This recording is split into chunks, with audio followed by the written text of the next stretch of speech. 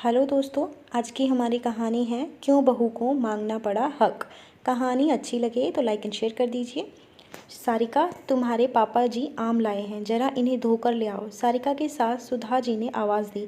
आम का नाम सुनकर ही सारिका सब काम छोड़कर भागी चली आई और तुरंत धोकर डाइनिंग टेबल पर रखकर काटने लगी। तभी सुधा जी बोली, बहू काटने की ज़रूरत नहीं है, पहले सब अपनी अपनी पसंद से आम ले लेंगे, फिर हम काट देंगे। तुम जाकर अपना काम करो। अपनी सास की बात सुनकर सारिका उठकर चली तो गई, पर मन वहीं आमों में ही रह गया। ये सारिका की शादी के बाद ससुराल में सीज़न के ये पहले आम आए थे और आम उसे बेहद पसंद भी थे, इसीलिए उससे इंतज़ार नहीं हो रहा था। पर मायके की तरह ससुराल में मर्यादा के कारण वो बिना सास के कहे आम नहीं उठा सकती थी। जैसे तैसे वो आमों से ध्यान हटा अपने और कामों में लग गई। सारिका की ससुराल में 2 देवर, 1 ननद, सास ससुर और वो दोनों, कुल मिलाकर 7 लोगों का परिवार है। सब प्यार से मिलजुल कर रहते हैं, सब कुछ बहुत अच्छा है। बस यहाँ सासू माँ भी ससुर जी और बच्चों को खाना फल वगैरह खिलाकर ही खुद खाती है, तो सारिका भी तभी खा पाती है। खाना तो ठीक है क्योंकि वो बनाती ही इतना है कि कभी किसी को कम ना पड़े, पर फल वगैरह तो इस महंगाई में 2 किलो भी आ जाए तो बहुत है। उस पर सभी लोग बड़े बड़े और रसीले फल पहले खा लेते हैं और बाद में छोटे छोटे या थोड़े बहुत मुरझाए फल ही उस दोनों को मिल पाते हैं। आज भी सबके खाने के बाद दलिया में 2 छोटे छोटे आम पड़े थे।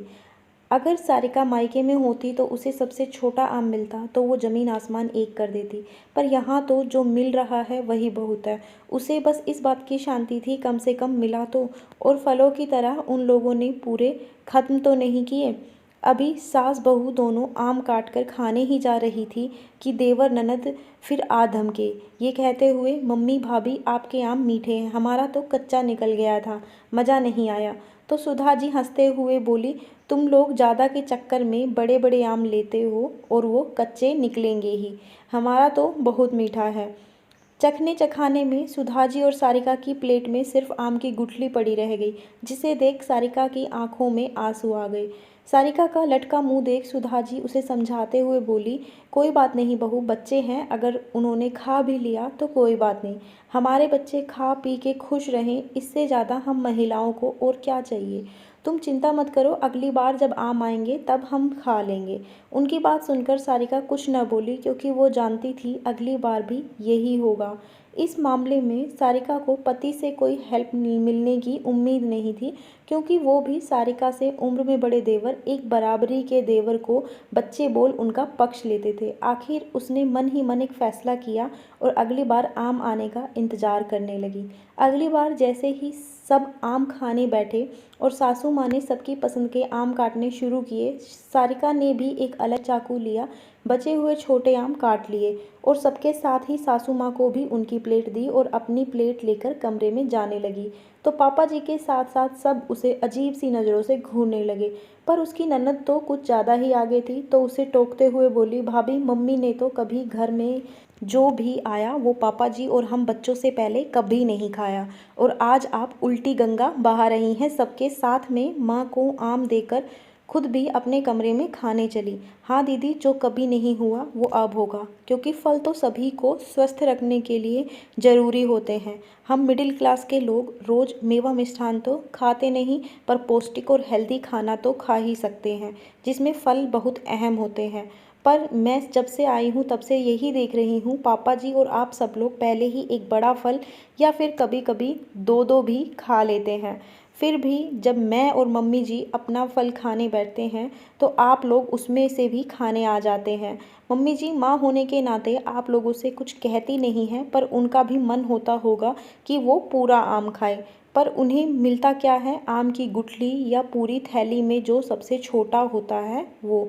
आप लोग शायद हमेशा से उनके साथ यही करते आए हैं, तो आप लोगों को कुछ नहीं लगता, पर मेरे मायके में ऐसा कभी नहीं होता। वहाँ तो मेरे पापा मेरी दादी कोई भी चीज़ घर में आने पर सबसे पहले भाभी को देते हैं, और मेरी माँ भी सबके साथ ही खाती है। इसीलिए मुझे मम्मी जी के लिए और अपने लिए बहुत बुरा लगता है। इसीलिए मैं अब से कोई भी फल घर में आने पर सबके साथ ही मम्मी जी को काट कर दूंगी और खुद भी खाऊंगी। और मुझे नहीं लगता लगता कि इसमें कुछ गलत है। वैसे दीदी, आपको मेरे कमरे में आम ले जाने से इतना बुरा क्यों लग रहा है?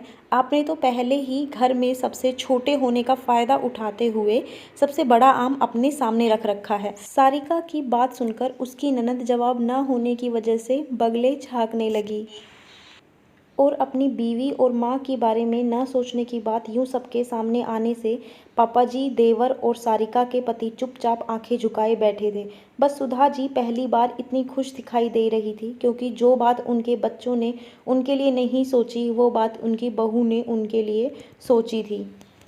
तो सारिका को प्लेट ले अपने कमरे में जाने का इशारा कर सुधा जी आज बड़े गर्व से एक फांक अपने मुंह में डाल सबके साथ रसीले आम का मजा लेने लगी।